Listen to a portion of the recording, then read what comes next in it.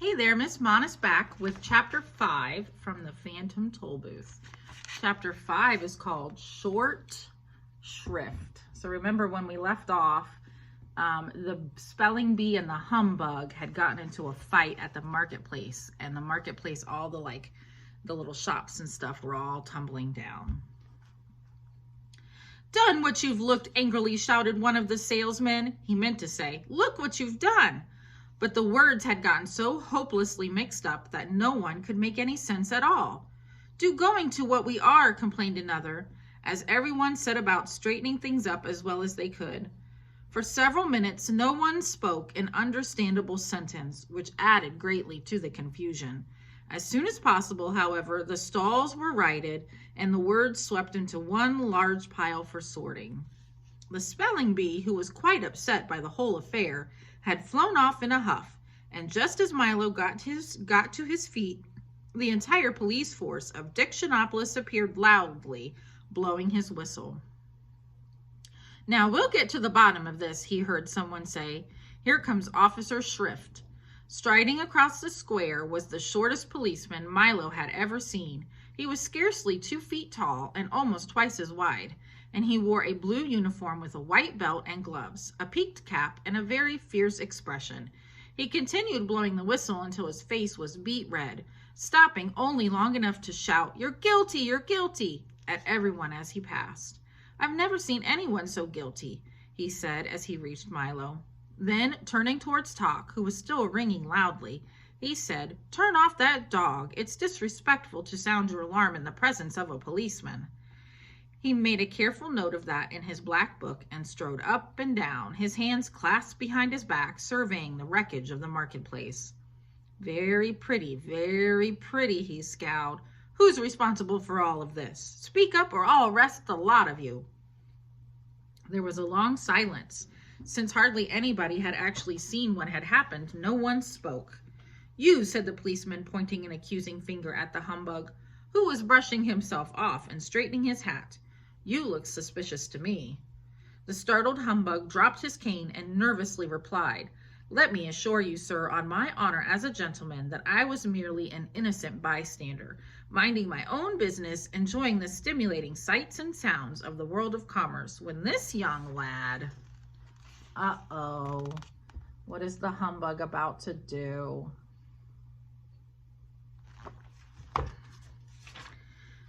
"Aha!" interrupted Officer Shrift, making another note in his little pocket.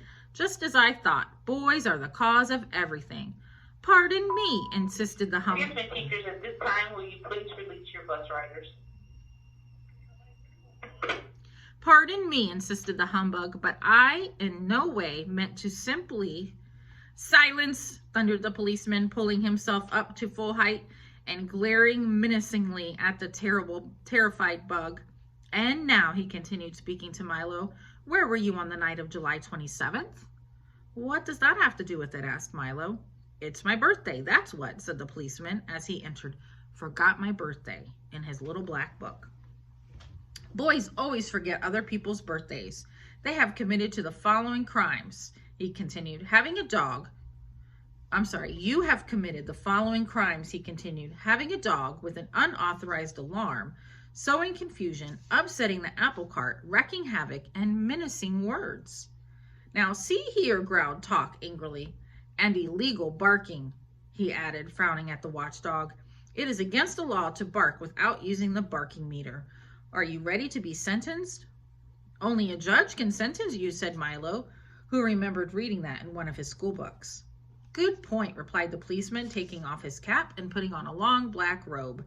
"I am also the judge. Now, would you like a long or a short sentence?"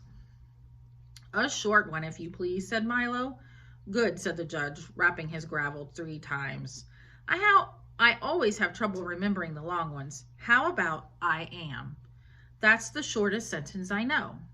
Everyone agreed that it was a very fair sentence, and the judge continued, "There will be a small additional penalty of 6 million years in prison.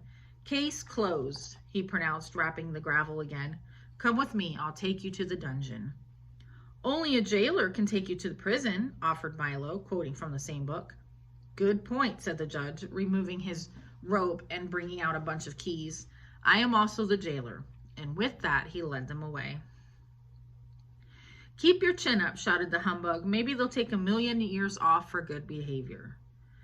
The heavy prison door swung back slowly, and Milo and Talk followed Officer Shrift down a long, dark corridor lit only by the occasional flickering candle. Watch the steps, advised the policeman as they started down a steep circular staircase.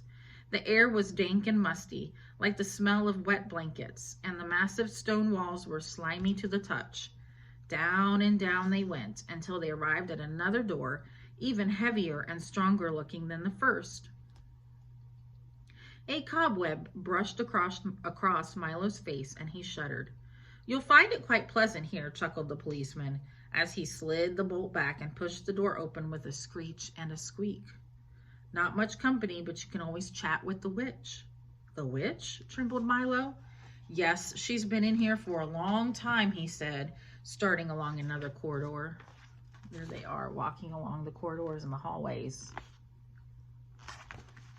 In a few more minutes, they had gone through 3 other doors, across a narrow footbridge, down 2 more corridors and another stairway, and stood finally in front of a small cell door.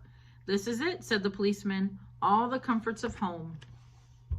The door opened and then shut, and Milo and Talk found themselves in a high-vaulted cell with 2 tiny windows halfway up the wall. See you in 6,000,000 years, said Officer Shrift, and the sound of his footsteps grew fainter and fainter until they weren't heard at all. It looks serious, doesn't it, Talk? Said Milo very sadly. It certainly does, the dog replied. I don't know what we're going to do for all that time. We don't even have a checkered set or a box of crayons. Don't worry, growled Talk, raising one paw assuringly. Something will turn up.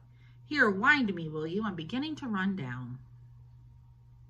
You know something, Talk, he said as he wound up the dog. You can get in a lot of trouble mixing up words or just not knowing how to spell them. If we ever get out of here, I'm going to make sure to learn all of them. A very commendable ambition, young man, said a small voice from across the cell. Milo looked up, very surprised, and noticed for the first time in the half light of the room a pleasant-looking old lady quietly knitting and rocking. Hello, he said. How do you do, she replied. You'd better be careful, Milo advised. I understand there's a witch somewhere in here. I am she, the old lady answered casually, and pulled her shawl a little closer around her shoulders. Milo jumped back and quickly grabbed Talk to make sure that his alarm didn't go off, for he knew how much witches hate loud noises. There's a picture of them meeting the witch. And that's where we'll stop for today. So we'll pick up here in the middle of chapter 5 tomorrow. Thank you, everybody.